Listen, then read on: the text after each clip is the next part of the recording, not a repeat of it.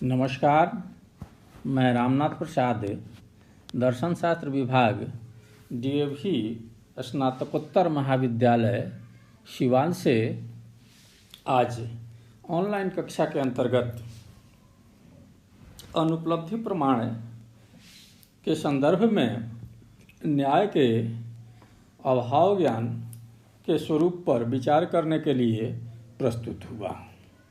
यह विषय MA semester 2 के लिए अनुशंसित है।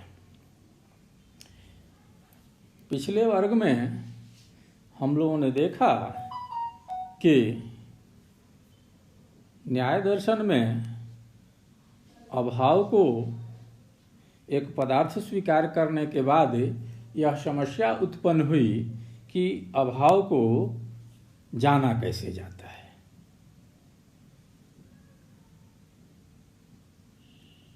अन्य दार्शनिकों ने भी इस पर विचार करना आरंभ किया। कुमारिल भट्ट और वेदांत दर्शन ने इसके लिए अनुपलब्धि नामक प्रमाण को इस तरह के अभाव ज्ञान का कारण या प्रमाण के रूप में स्वीकार किया, परंतु न्याय दार्शनिक अनुपलब्धि को अलग प्रमाण, स्वतंत्र प्रमाण मानने के पक्षधर नहीं है। न्याय दर्शन अपने प्रत्यक्ष की अवधारणा में संशोधन करते हैं और एक नई अवधारणा विशेष विशेषण भाव सन्निकर्ष के माध्यम से अभाव ज्ञान को प्रत्यक्ष के माध्यम से ज्ञेय सिद्ध करते हैं। अब हम न्याय दर्शन के अभाव ज्ञान का स्वरूप और अनुपलब्धि की आलोचनाओं पर विचार करेंगे। न्याय दर्शन भी अभाव को वस्तुपरक सत्ता मानता है, किंतु इसे वह सापेक्ष पदार्थ मानता है। इसे वह अधिष्ठान का विशेषण मानता है। जैसे पृथ्वी का गुणगंध है, यह पृथ्वी में रहता है, यह पृथ्वी का विशेषण है। इसी तरह जल में गंध नहीं है, जल गंध नहीं है, यह भी जल की विशेषता है।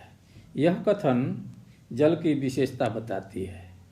यह विशेषता जल में गंध का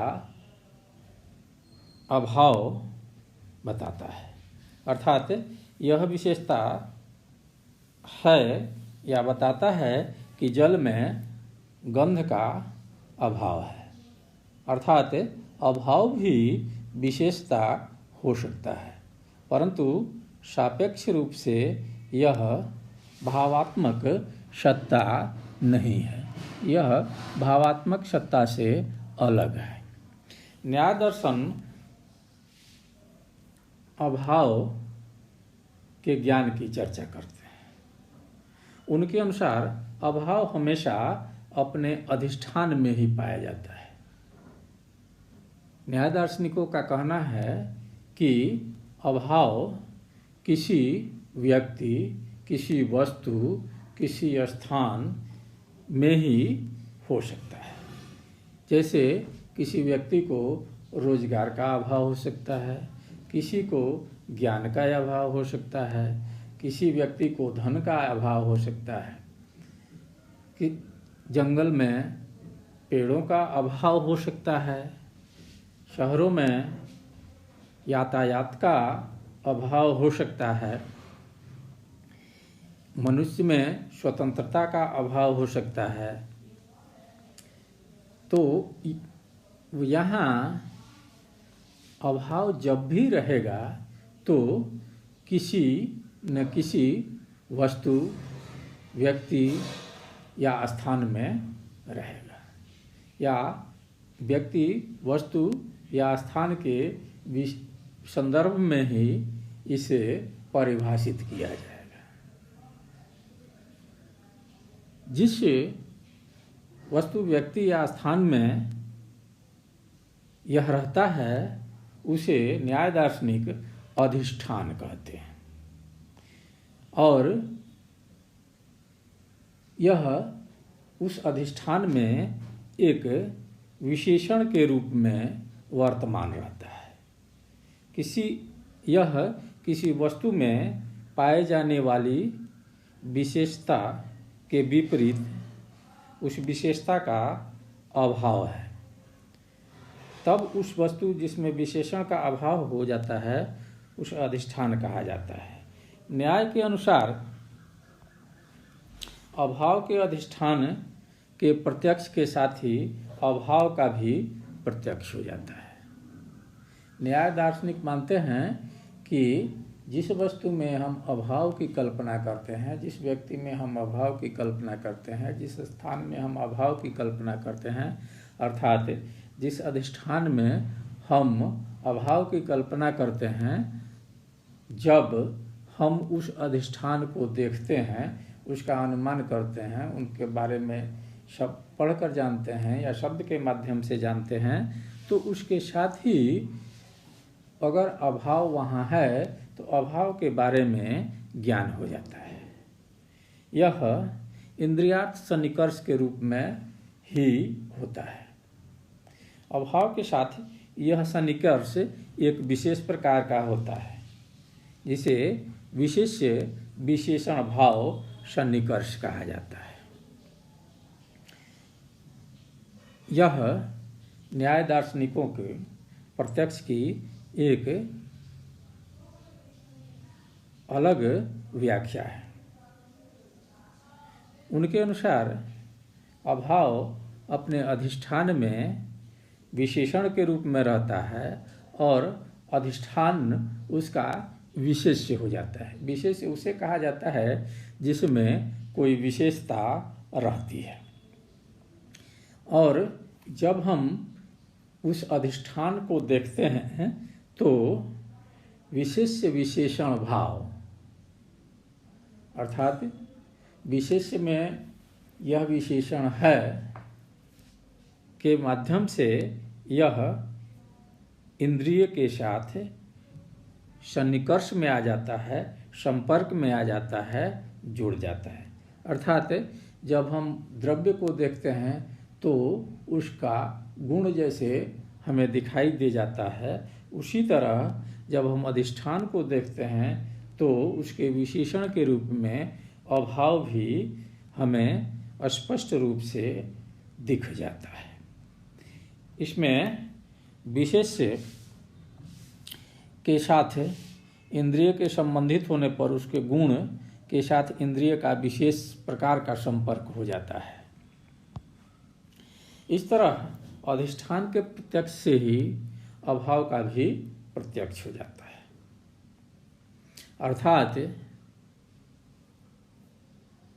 अभाव को प्रत्यक्ष के माध्यम से जाना जा सकता है।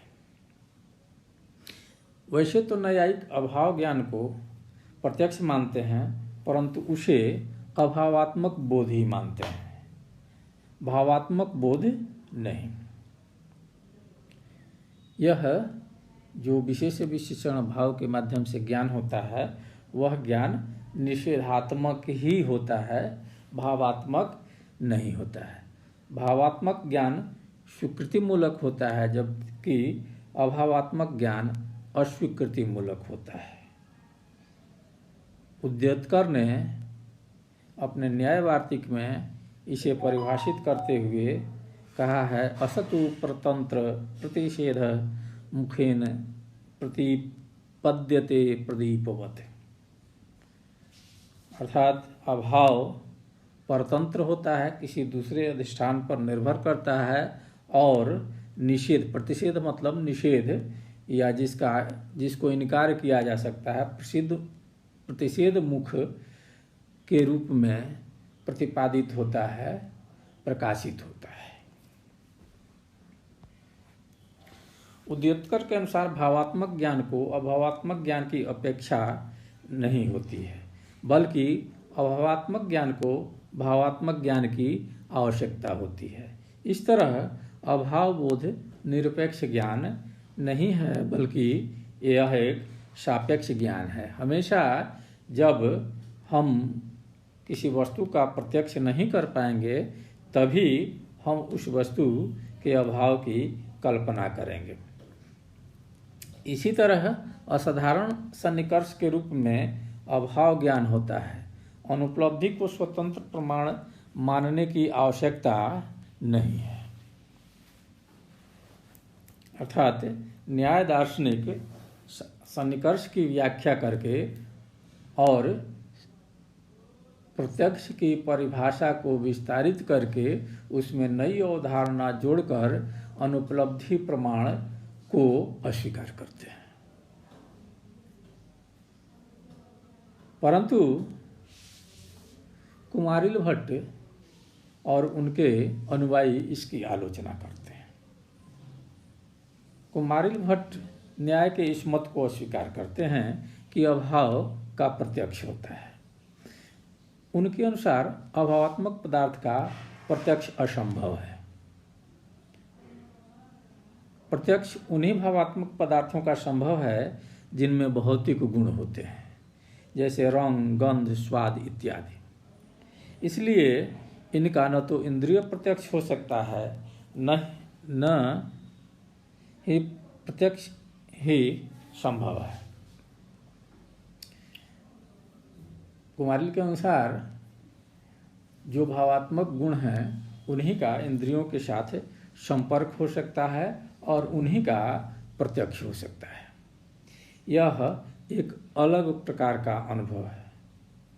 माने अभाव जो है वह अलग प्रकार का अनुभव है जिसमें इंद्रियार्थ सन्निकर्ष नहीं होता है।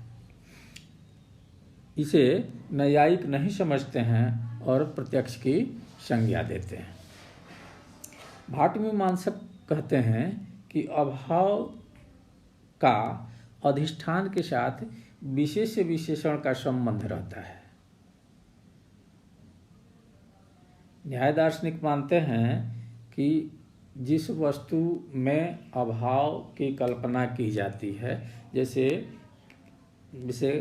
क्लासरूम में लेक्चर टेबल का अभाव है या क्लासरूम में शिक्षक का अभाव है, तो अभाव क्लासरूम अधिष्ठान हुआ। तो अधिष्ठान और अभाव में न्याय दार्शनिक विशेष से विशेषण संबंध मानते हैं। किसी भी संबंध के लिए दो वस्तुओं का भावात्मक रूप से उपस्थित होना जरूरी है, यह ऐसा सभी मानते हैं। परंतु अभाव में तो कोई रहता नहीं है, परंतु अभाव और अधिष्ठान में केवल अधिष्ठान ही सत्य है, उपस्थित है, और अभाव तो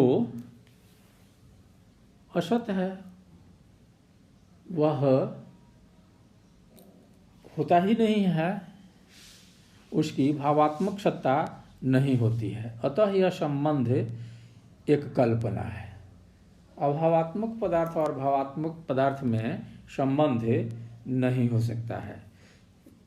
अगर संबंध होना होगा तो भावात्मक पदार्थों के बीच ही संबंध हो सकता है।